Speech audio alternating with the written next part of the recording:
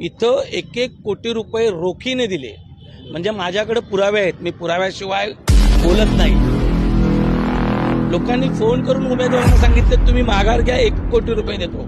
हे फोनवर रेकॉर्ड आहे. आमची लढाई व्यक्तिविरोधी नसून प्रवृत्ती विरोधात आहे.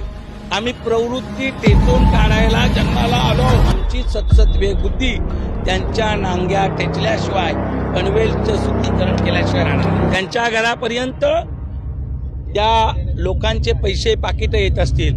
उद्या हेच लोक गुंडशाहीनं बिहारसारखे तुमच्या बायका मुली सुना पळवून नेऊन त्याच्यावर जेव्हा बलात्कार करतील तेव्हा तुम्हाला माझे शब्द आठवतील. यांचे डांबरीकरण केले की 6 महिन्यात वाहत जाते डांबर. आता हे जे कॉन्क्रिटीकरणाचे रस्ते हे 2 वर्षात उखडून गेलेत. हा भ्रष्टाचार नाही आहे.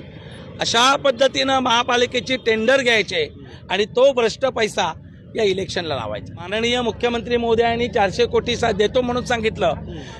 2016ची घोषणा 2026 उगवलं तरी त्यांची ती योजना कार्यान्वित होत नाहीये. खड्डेमुक्त रस्ते, अहो पनवेलच्या ज्येष्ठ नागरिकांचे मणके उसने बसवायला लागले. आज घरातनं बाहेर पडत नाही. पसाभर गोळ्या खातो एक माणूस पनवेलचा. प्रदूषण वाढले, बाहेर पडत नाही. दिबा पाटलांचं नाव देण्याची यांची फक्त सोंग आहेत, नाटकं आहेत.